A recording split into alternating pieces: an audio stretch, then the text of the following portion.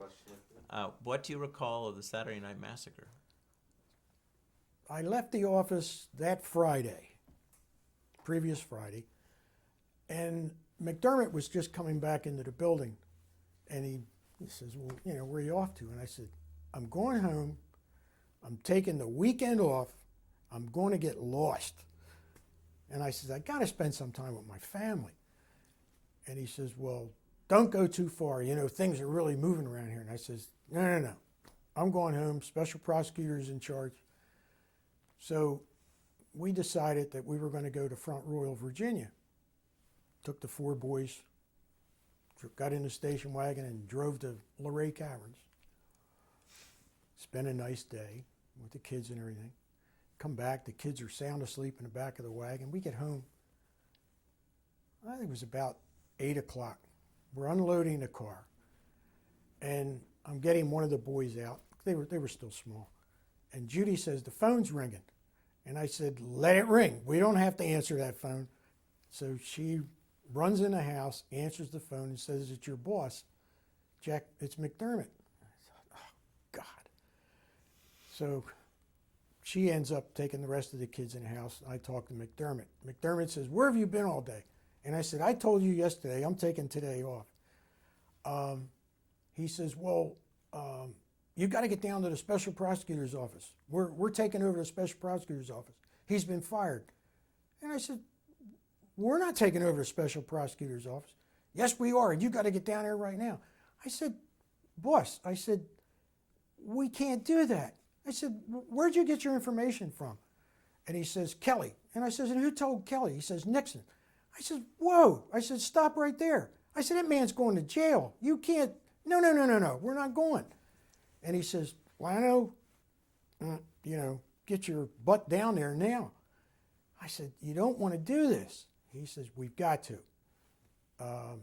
Tucker's at the AG's office, Richardson. Bill Tucker was one of the other agents. He's already at the Attorney General's office, and you're to get over to this prosecutor's office. I thought, oh, God. So quickly just threw on a shirt and tie, called my buddy Pete Paul. Now, I only asked Pete to help me really twice. Once in the beginning, Saturday Night Massacre. So we drive down and tell the building guard who we were. I said, look, don't let any press people come upstairs. So we go upstairs and knock on the door. They open the door, and the special prosecutor got the assistants that were there. You know, basically just started calling me names, traitor, you know, you can't. And I just threw up my hands and say, look, I don't want to be here. I really don't. I got, you know, we just came back from a day-long trip. I'm tired. I want to go home. I want to stay home. I don't want to be here. Do me a favor. Lock your doors, lock the safes, just close everything up. We'll mind our business. Well, a couple of them did it, and then I said, and if you continue working, fine, but you know, don't take anything out tonight. Just carry on like you were, and I'm going to sit back here. So I stayed in their conference room for a while, and Pete's at the front door trying to keep the press from coming in. I'm catching all the flack. Who gets his picture in Time magazine? Pete Paul, the agent shoving the reporters out the front door. So anyway, I asked, I think it was George Frampton was one of the assistants. George was there. And I said, George, I said, when is Henry coming in? Henry Ruth. And he says, well, he's on his way or he's in the building, whatever. So anyway, Henry comes in. You know, he says what he has to say, and I don't find fault with him because I didn't want to be there, and they could say whatever they want about me. So Hank and I went into the conference room, and I said, look, do me a favor. Get on the phone, call Henry Peterson, tell Henry that I'm here, I don't want to be here. Please, get the marshals in here as quick as you can, because it's their responsibility, not ours. And like I said, come Monday morning, we got to go back to work. And, you know, if you want the FBI to work with you, then we've got to reinstill this confidence in one another. So Henry did. He eventually reached out for Henry, and one Henry to the other. He reached out for Peterson, and Peterson basically told him it may take a couple hours, but tell them that they'll be out of there. So I just walked around the building, and they had a bank of AP Newswire teletypes. What do you call them? Telex machines. Oh my God, those things were humming. I mean, I stood there and read some of them. I mean, oh my God, I couldn't believe what was coming across those wires. Everybody in the world was angry as to what was going on. But as far as their investigative notes, their reports, their interviews, we had nothing to do with it. I asked them to lock the file cabinets, or if they were working, fine, continue working, but I'm not getting involved in anything here. And I think it was 3 or 4 o'clock in the morning when the deputy marshals came in. I just shook hands with Hank, and Pete and I went home, and that was the end of it. But it was something that, I didn't think we should be there, and I never wanted to be there. How was the relationship afterwards? It restored itself in a day or two. I mean, they called and said, hey, we need you to do something for us or go somewhere for us. But no, it returned to normal. Tell us about the work that the Bureau did for Judge Sirica. There came a time after the Supreme Court ordered the president to release the tapes that Judge Sirica went through the tapes and selected the ones that were pertinent to the Watergate investigation itself. They went from Sirica to the special prosecutor's office. They listened to them, and then they sent them down to me. They had requested through FBI headquarters that we transcribe the tapes for them. So the FBI reached out through, I think, 4 or 5 different offices around the country and asked for actually volunteers, secretaries who were experienced in transcribing, if you want to call it, wiretap tapes. And 9 of the women came to Washington. I think it may have been for about 3 weeks, maybe a month. Could have been about a month. And we listened to and transcribed approximately 70, I think it was 74 tapes for the special prosecutor's office. Tell us about the reaction that some of the women had. There were occasions when you'd see tears running down their face, and I'd go over and ask them, what are you listening to and what's wrong? And they'd basically say, I can't believe that this is the president talking like this. This is the president acting like this. And this is going on in the Oval Office. And, that was their summation of it. They were just astounded that, I guess everyone figured that the Oval Office was a holy sanctuary and that no abuse took place in there, language was appropriate, and discussions about improprieties just didn't happen there. But what they heard just changed their minds forever, I guess. I want to ask you about your mind, because on the night of the Saturday Night Massacre, you're saying this guy is going to go to jail, and he's just ordered us into the special prosecutor's office. When did your mind change on the president? What was it that you saw? What did you see? Or was it a cumulative effect? But when did you start to see him as responsible for the cover-up? I didn't see him as responsible for the cover-up, but playing a role in the cover-up. It was as a result of interviews that from Dean, Magruder, partially from Mitchell. Mitchell's interviews were basically as a defensive mode for the president, but reading between the lines, there was more going on to it than what you actually saw or heard. Colson was forthright, and it was who else was there? When Henry Peterson said that, he was conveying information from Dean back to the president, And then we subsequently find out that the role that the president was playing, or Haldeman was playing with the president after Peterson's remarks or comments about Dean's capitulation. As you did this research, how did you understand the cover-up? Did you think, did it evolve? Was it Dean's idea? How did you, in your own mind, understand the sort of the evolution and development of the cover-up? I put 90, better than 95% of it on Dean's shoulders, because once I learned that he was getting these reports, then you go back and you look at the interviews that we were conducting at the White House, or people from the committee to re-elect who came over and sat in Dean's office for an interview. You could see that a briefing had occurred and guidance was taken forth. When he was constantly being asked, at some point, the president said that Dean was preparing a report, or Dean had told Gray, I believe it was early on, that he was preparing a report for the president. I had told Silbert about that, and I think every time I went to the White House to do an interview or sent someone over there, the question to Dean was, "Where's your report? When are you going to pass us a copy of your report?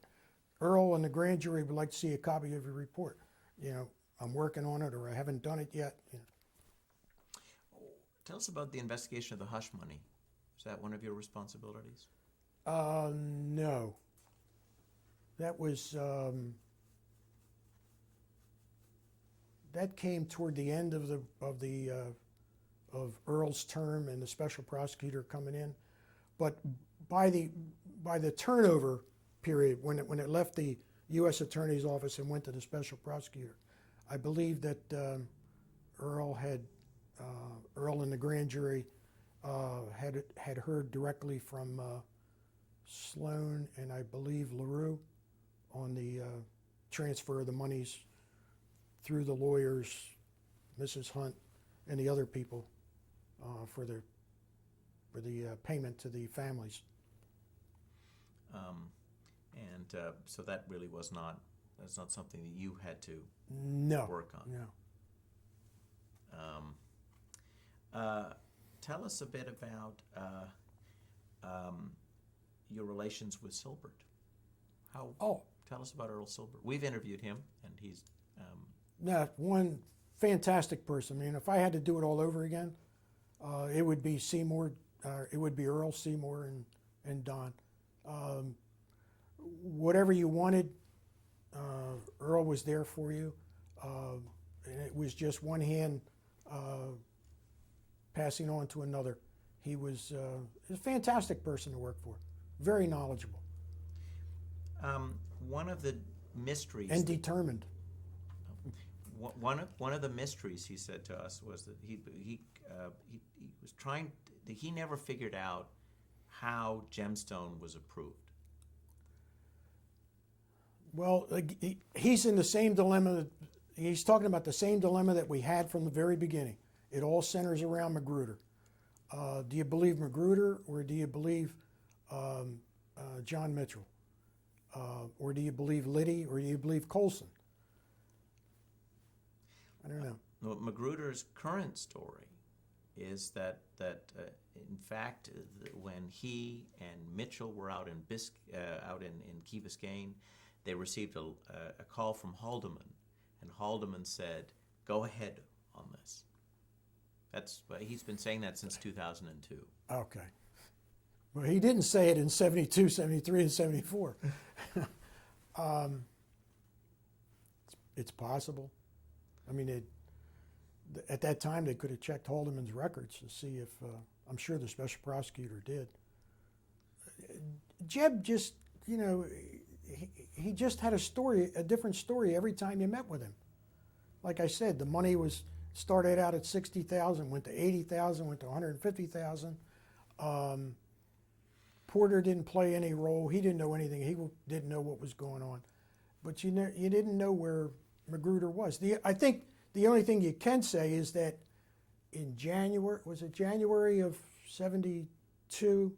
A meeting took place at the White House, or in the AG's office, and from what I understand, and I'd like to believe Mr. Mitchell, he booted him out.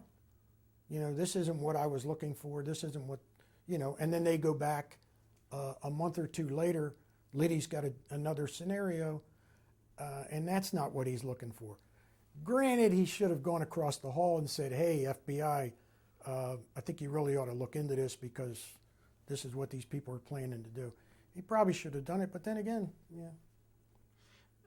One of their operations would have involved the Fontainebleau Hotel in was that the air conditioning? Turned the air conditioning off or something? Well, but they were also going to bug. Well, actually, at that point, they didn't know it would be McGovern. McGovern, right? They were going to bug the nominee's hotel room. And set up a yacht with cameras and microphones. But you didn't have to investigate that because it didn't. It didn't happen. No. It was basically. I guess you would say that was kind of an intelligence type of investigation there. Maybe it's. I don't want to say this for a fact, but it's perhaps the Miami agents did go to the Fontainebleau to check out a couple of things. You know, we may have sent them a lead saying, you know, this is what was proposed. Can you tell us if anything happened? But I don't think anything happened because when we were down there, like I said, we interviewed these 25 or 30 guys that Hunt was in contact with, and they were all former associates of his from across the river. And they never said that anything had taken place. They didn't install any mics. They weren't asked to do any photography. They were just asked, would they be willing to participate? What was your reaction when you read the transcript of the smoking gun tape? Oh, I was proud, because there's two ways of listening to what Haldeman's saying. I'm thinking, when I first heard it, I said, well, I'll be doggone. Isn't that what I just told Kunkel? Because Kunkel would ask me, what do you think's going on here? And I said, I think, and because of all the names and because of what the rap sheet said, and no cooperation from the CIA, I told him on the 21st or 22nd that I think it's a CIA op. That's all. And then he conveyed that across the street. That made its way to Dean. Dean made it to Haldeman, and Haldeman tells the president. So did I cause the downfall? I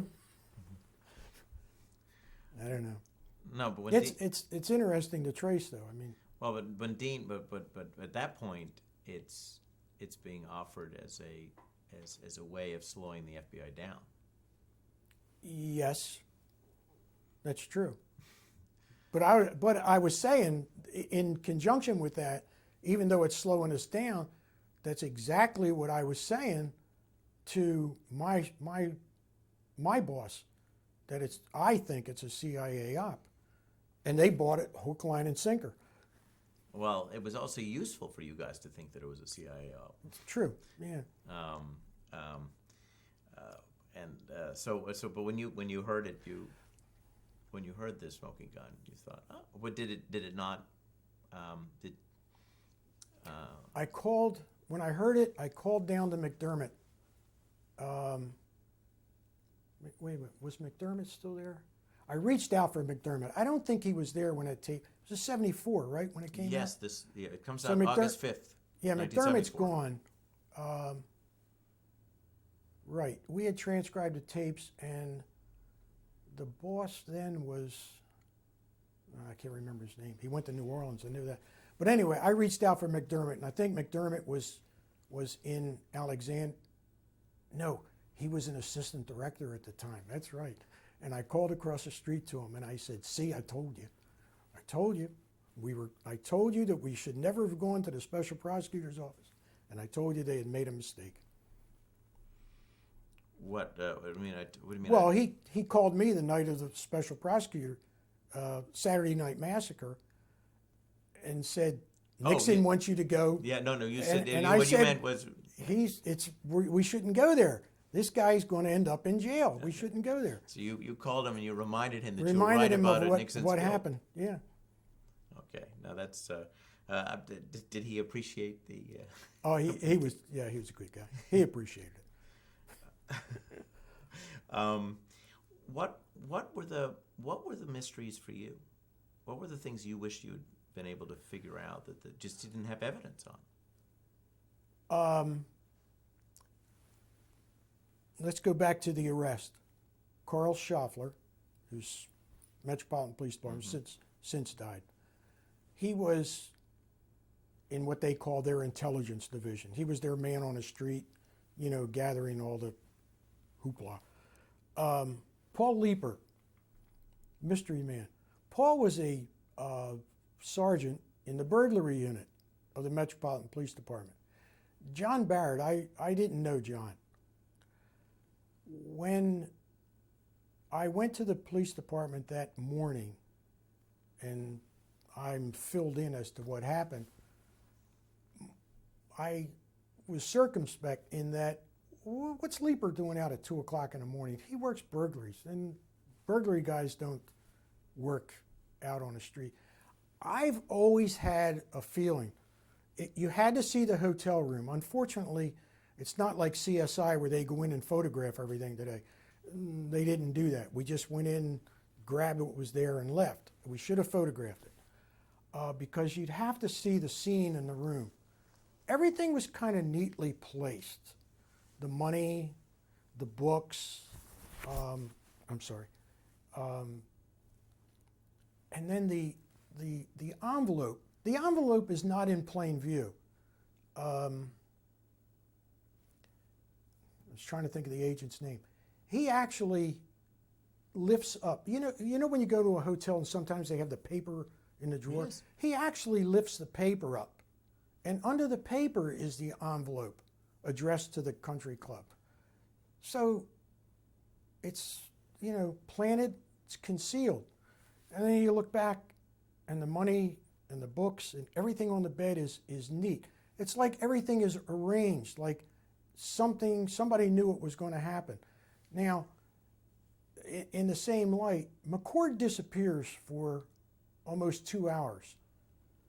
And he claims that he needed batteries to wire this listening device.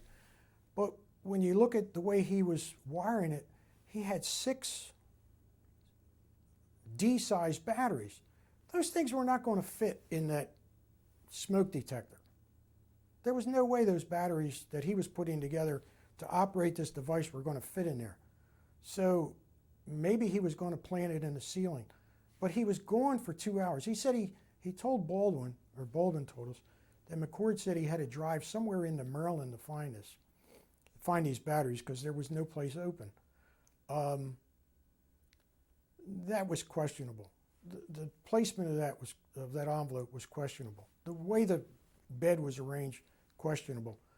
The tape goes on the doors, is removed by the guard, Willis, and then Martinez or McCord go back and put the tape on again. Now, you've got a guy who's expert in key entry, burglary. Why did they have to put the tape back on? You put the tape on one door. It wasn't necessary to put it on 6 doors. That tape disappeared too. I don't know. We never did find the roll. Even all the searches that were done, we never found the roll of tape. There's always been a question in my mind as to the response of the police department, 2:30 in the morning, the placement of the items, the tape, and to this day, I still think that one of those guys tipped off the police department, and it was either Hunt or McCord, that this has to come to an end. Because Hunt, if everything is true, Hunt is the one who almost backs out that night. He doesn't think we should go forward, but yet they end up going forward.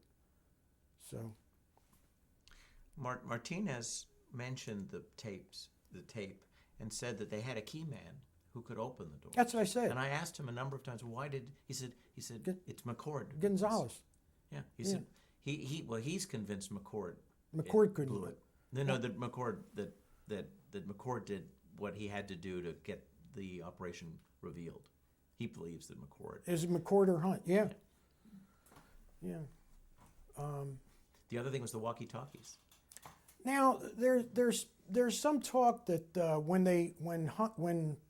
Dean went into Hunt's safe, that there was bugging devices in this. There were no bugging devices in Hunt's safe, and if they were, then somebody got rid of them before they gave them to us, because we made a record of what was in that box, and Hunt didn't have any bugging devices. What Hunt had was he took the handy-talkie, his walkie-talkie, and Liddy's walkie-talkie, and went over to the Howard Johnsons, took them out of his pocket, if Baldwin's telling the truth, and dropped them into the suitcase, which Baldwin eventually delivers to McCord's house.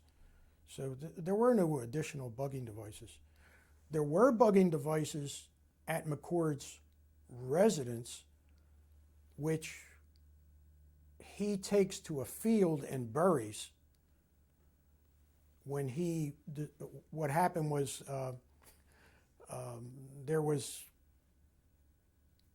conversation back and forth that McCord's wife was susceptible to being a co-conspirator in the original indictment because she took possession. You had Baldwin saying that she came to him. They went to their house. He delivered all this electronic equipment to her.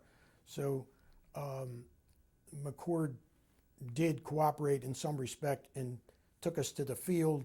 We dug up the bugging devices that he had buried, and he eventually turned over the receiver that was used, in the wiretapping. But there were no bugging devices found in Hunt's safe, and there was a story about a year or so ago. Hunt's son is now saying that when they went across the bridge, Hunt stopped and threw walkie-talkies into the river. I don't think it happened. When did McCord say he buried?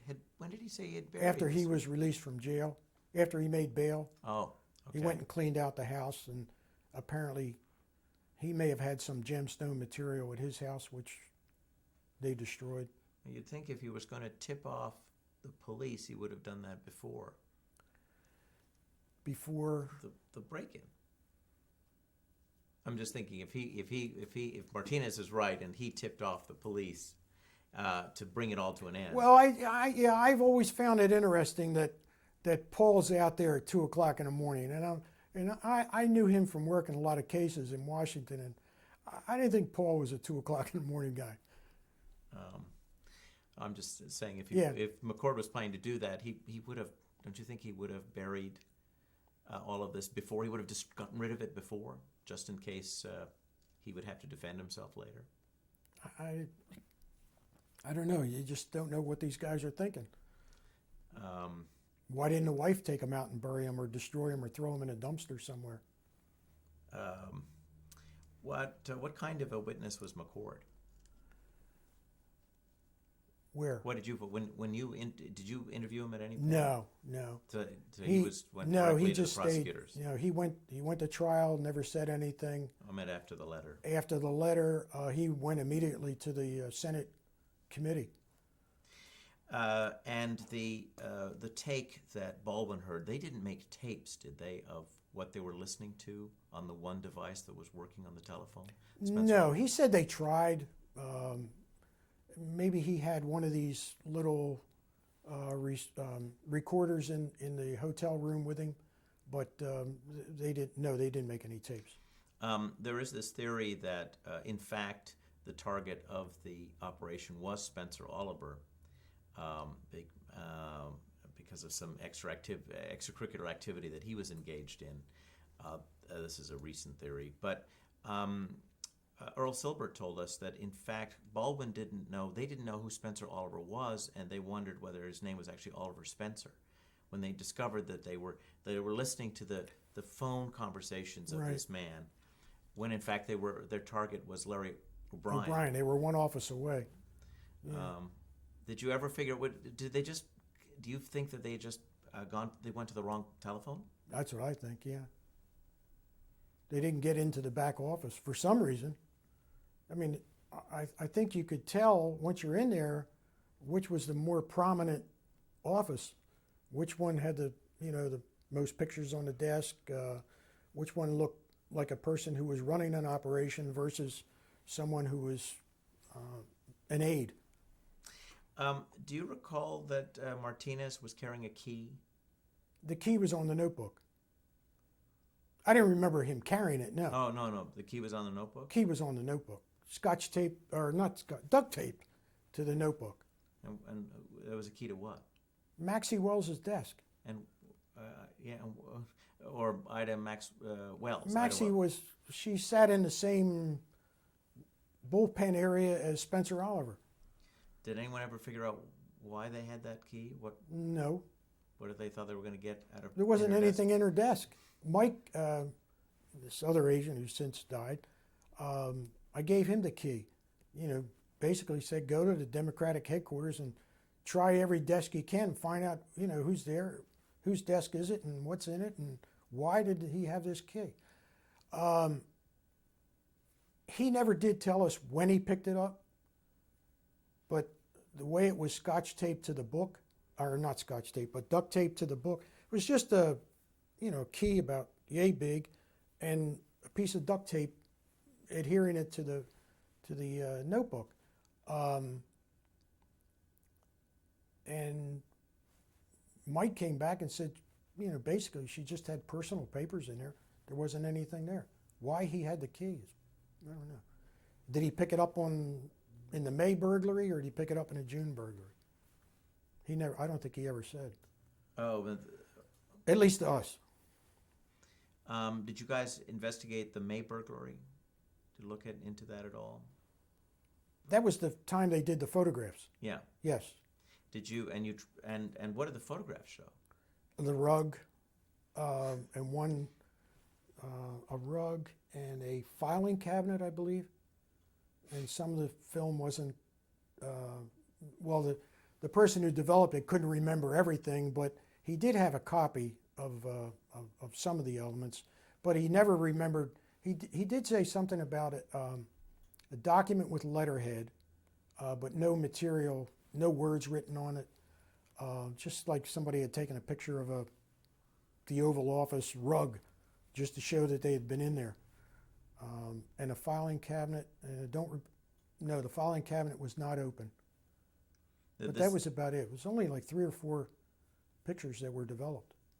This is the I think his name was Richardson. This is the man in Miami. Yes. But were you able to ever get those photographs? Did you ever find them anywhere?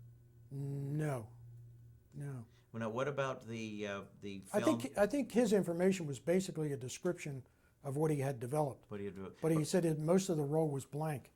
But then the rolls of film that were in the evidence from the June break-in, were any of those developed? No, it was film in a box. They had never broken them open. Okay. It was like I said, 35, 40, 50 rolls of film. A lot of film. Did they have a camera? Oh, I think they had 3. They were beautiful cameras. They were Minolta. And they were top line. But they hadn't exposed any of the film in the camera? Well, if what Baldwin says is true, and what listening to Hunt's explanation, they weren't upstairs. I don't think they got upstairs. I don't think they were in the room 15 minutes before they were apprehended. They weren't in there long at all. So there's no time to expose. No, there wasn't any time to expose anything. Are there any other sort of mysteries that you came along in the course of the investigation that you wish you could have learned more about?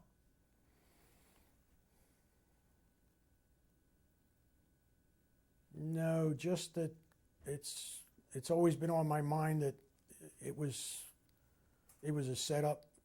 It was time for all this activity to come to an end. And was it McCord or was it Hunt? My gut feeling, I always thought it was Hunt. You didn't investigate the 18 and a half minute gap. Yes, case. we did.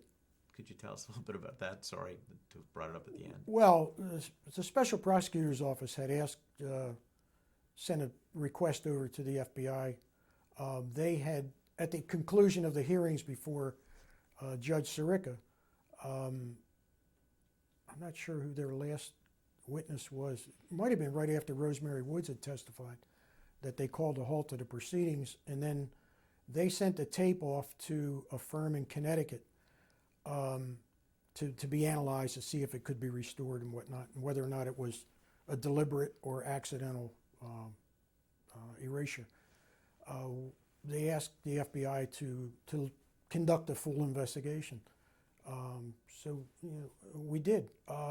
Only this time, what we did was, rather than send communications all over the United States, because a lot of these people had left the White House by then, or the staff, the agents were given permission to fly to all these different, California, Utah, New York, New Hampshire, Detroit. They flew all over the country.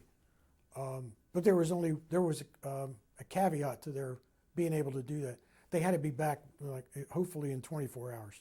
No goofing off period, because we wanted it done right and done quick. So we didn't, we would let the SACs in the different field offices know that Washington people would be out there doing interviews, so, and give us whatever help they could. But we did the investigation. My communication back to the Special Prosecutor's Office was basically said we had no cooperation whatsoever from Alexander Haig. Steve Bull lasted as long as he could, and then requested an attorney. He didn't want to go any further. And the last request back to or recommendation to the Special Prosecutor's Office was, because they wouldn't let us interview the president, and we just threw it right back at them, saying, you have two people you can interview, Haig and the president. We tried, I don't know how many times to interview Haig, but he put us off, forever. Fred Bazard, I think he was still there. We did interview him. We did interview Len Garment, and everybody that was associated. Did you interview Bibi Rebozo? No, I don't think we did. Special Prosecutor's Office, they sent me a photograph one day. It was a photograph of two men, and they associated, it turns out to be the president's brother. His name Ed? The very young, the youngest? I think that's who it was. Somebody eventually told me that the other guy in the picture was, and they were walking around or on a ramp to a yacht down in, in Florida, and somebody eventually told me that the other person was the president's brother, but no, we never interviewed. Special Prosecutor's Office interviewed him. Because in an interview with us, Al Haig said he thought that Bibi might have been the one who erased the tape? Yeah. I don't think Rosemary did. What do you think happened? What I think happened? Yeah. One of those three people that wasn't interviewed did it. Haig, the president? It's Haldeman had the tapes for not a considerable period of time, for a few days. That's possible. But I think my conclusion came down to Steve Bull, Alexander Haig, or the president himself. And Steve was the one that had, he was always the one that was withdrawing the tapes for the president. So. And by this point, Haldeman was out. He'd left in April of '73. Yeah, but they gave him access. He was still given access. So he was still listening to tapes. Yes. And the erasure probably happened in October. Possible. Yeah. But were you able to Were you ever confident that you nailed down when No. it happened? When the erasure took place, no. But I went up to Camp David for something.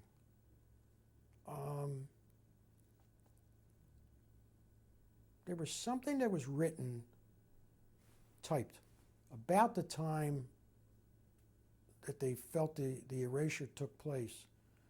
And was it possible that the tape was up there? That's what it was. Oh, I know. Okay. A letter was formulated during that period of time, and I went up and took typewriter samples of all the typewriters that were up there, and the tape and a couple other tapes were up at Camp David at the time this letter was structured. Now I don't remember what was in the letter. It was a memorandum from the president to someone, and it was about a conversation. Whether this was related to the 18.5-minute gap, I don't recall. But I do remember they asked me to go up there and take typewriter samples of all the typewriters that were up there. I think there was 4 or 5. Well, I was wondering whether she had been able to transcribe any of the tape before the telephone conversation that she remember she claimed that right the long stretch. The long stretch. But you never saw any transcript that she had developed of the June 20th, 1972 tape. No, nothing. So the investigation went back to the possibility that she had actually the erasure had not happened in the White House, but it happened up at Camp David.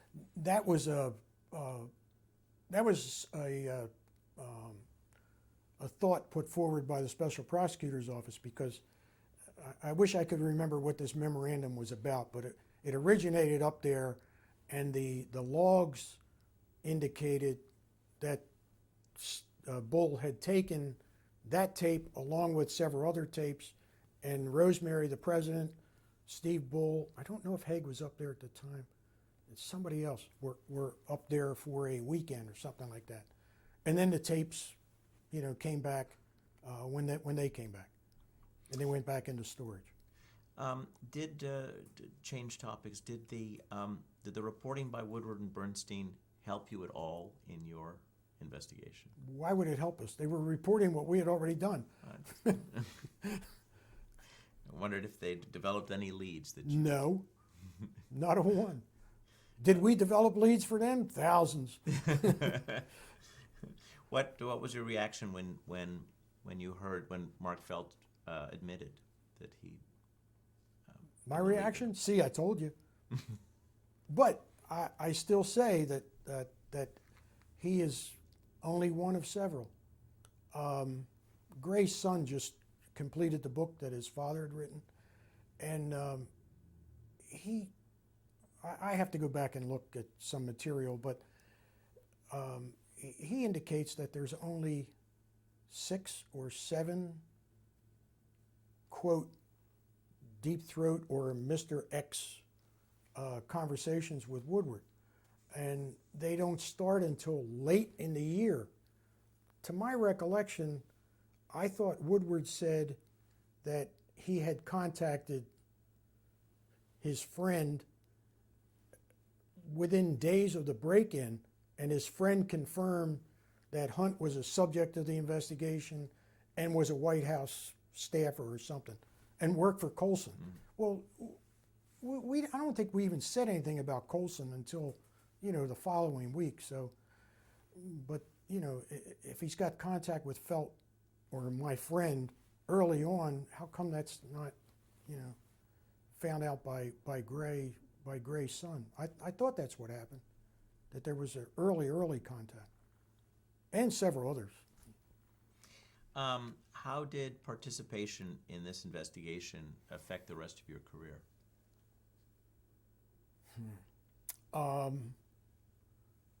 Let's see. In 1975, after I had requested a transfer, for the Special Prosecutor's Office, I was conducting a few leads, and I was sent down to the Capitol, Senate office building to do an interview of a senator. And it had something to do with, I think, illegal campaign contributions. One of those follow-up cases that we had set aside. Special prosecutor's office picked them up. And I sat across from this individual, and I think I was getting tired, but he was puffing away on a cigar, and the ashes were falling on his tie, but he was blowing the smoke right across the desk at me. And I concluded the interview and went back to Washington. I went back to headquarters, did my write-up, and then I called over to headquarters. I first told my boss, if you can do anything, I want out. I want to get out of here. I said, because, you know, politics I've had my fill with. And I said, the experience today, you know, was just the coup de grace to the whole thing. And they told me that I couldn't leave until the trial was over. So it must have been, it had to be early '75. And in July of '75, I got my new assignment back here, which was home for Judy and I. But did you get a commendation for this work? I mean, did the Bureau view the work that your group did as a success? Oh, I'm sorry. Yes, they thought it was successful to a point. Sometimes people would say, well, if you knew this, why didn't you go to step 2? Well, we didn't know step 1 existed. We didn't know that somebody was blocking the road for us. You know, if we knew, we would have gone around them. Awards wasn't a promotion. This was, I think, you know, this is what we were looking for to eventually get back here. There was an incentive award, yes, but just basically a pat on the back. What do you remember of August 9th, 1974? How about August 8th? Okay. We were, when we could, a friend of ours had a farm up in the mountains of Pennsylvania. For $75 a week, we could rent this farm, big farmland. And the kids enjoyed it because there was a running creek right outside the farmhouse. They'd sit on the wall, fish, chase deer, whatever, pick potatoes in the field. But they had no television. And what television they did have was, you know, an antenna on the roof, but the picture was in and out, scratchy and everything. And I think that right after dinner, we were able to get the TV. I think it was a rainy night. They had a ping pong table. The kids were playing ping pong, and the TV was blaring in and out. And we got this news report that the president was going to resign. And I just went, no! And I called an agent back here in Washington who was covering for me. And I said, Chuck, it isn't true what I'm hearing. He said, no, he's going to do it tomorrow. We packed up and left. I said, you're not resigning, well, you know, until I get back. And we got back, I think, early the next morning and, you know, just sat and watched TV. I just, you know, was flabbergasted.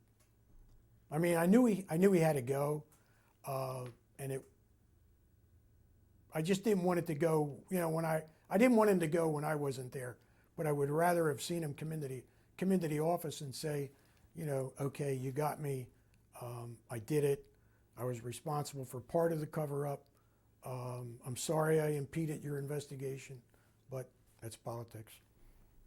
What did you think when you heard about the pardon?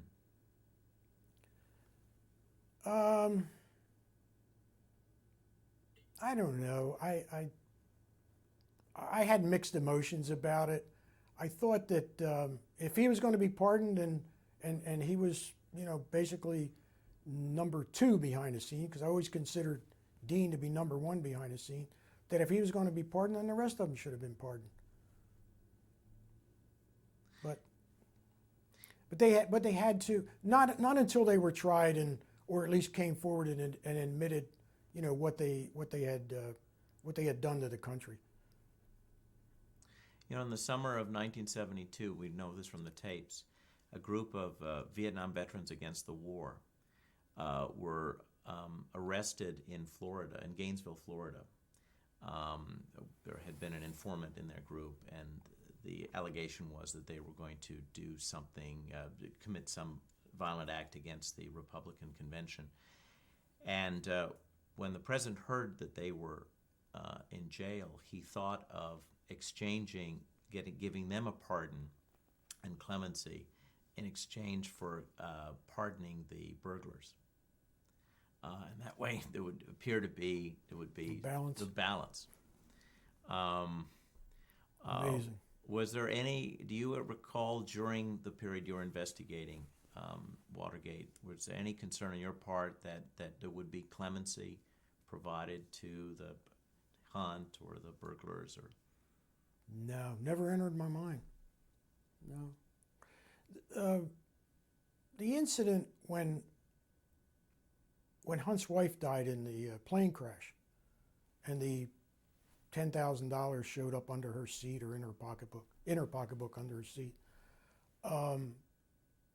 We were aghast as to what's she doing with $10,000, why is she in Chicago? And of course we weren't getting any cooperation, so we were left to wonder about that, but it would take months later to find out, where she was going with the money. It's interesting you should say about the Vietnam veterans protesting. If you remember, Hoover died, and there was a protest going on either the first night or the second night behind the Capitol. And who was leading the protest? Daniel Ellsberg. And the Cubans, apparently, that was one of their trips where they didn't commit the burglary, but they were brought up apparently to harass and intimidate Ellsberg and his group right behind the Capitol. I think it was, like I said, the first day or the second day that Hoover's laid out in the rotunda. And after I heard that, I thought, oh, God. What else are they going to do? Well, you entered the Bureau at the end of Hoover's time there. What was his reputation when you arrived in those last few years of the Hoover regime? His reputation? Yeah. J. Edgar Hoover's reputation. I don't know that I really thought about it. Well, I think as agents we had some personal issues. The media break-in, where the nuns and the priests, anti-war protesters, broke into the FBI office in Media, Pennsylvania. I think that was the beginning of when they were throwing blood on files. They stole some internal documents in our handbooks, and after that, we went into a real security mode. We had to go out and protect every resident agency. Wilmington is considered a resident agency, small number of agents here, compared to Baltimore, where you might find several hundred. But anyway, the order went out that we had to protect all these small offices or close them, and bring the agents back into headquarters offices. Well, Washington was a big office, so we weren't going to close that, and there really wasn't anything to secure. But we had a garage that was 8 stories high, and the top 4 floors were not windproof.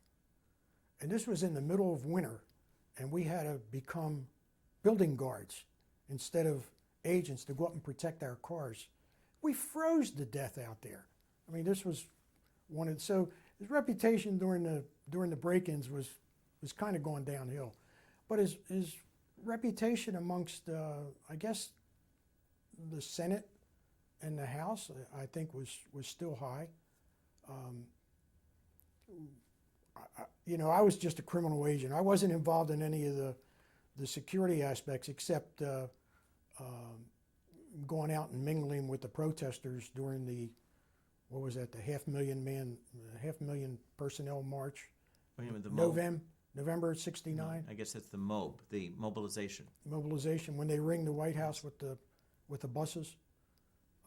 That was the worst. I mean, we were right in the thick of that. But we weren't arresting people. We were just, out there trying to help the police to see what was going on and probably prevent looting or destruction. They were pretty good, but they did become somewhat violent toward the night. What were your instructions? Okay, what were your instructions during? Just to monitor, not participate. Don't get involved in anything. Just monitor and relay to the police whatever criminal activity you see going on. So the buses were in '69. Were there buses also after Kent State? They put I don't remember. I just remember that one day, and that was the day that hundreds of thousands of people poured into Washington. But that's the only time I remember buses around the White. I generally didn't go over that part of town. My basic area was generally Georgetown or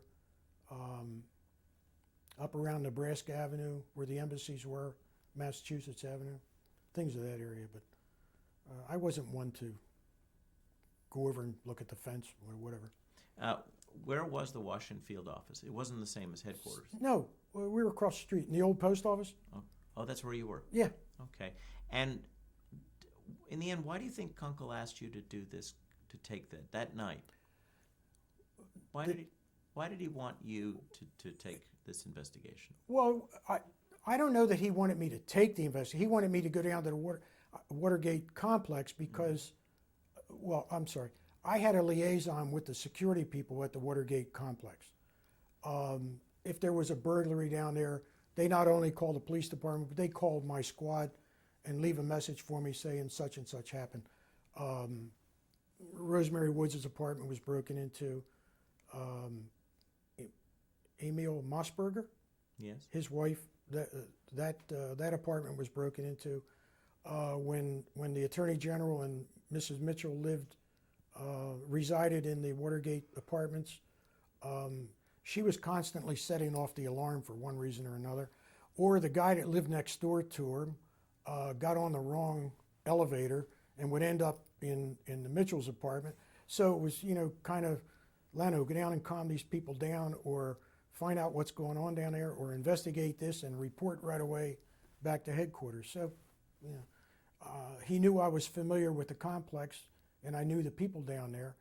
And when the call came in that morning, he told Ernie, find out who handles Watergate, and Ernie said, well, that's Lano's bailiwick, so that was it. And that's who became the lead agent.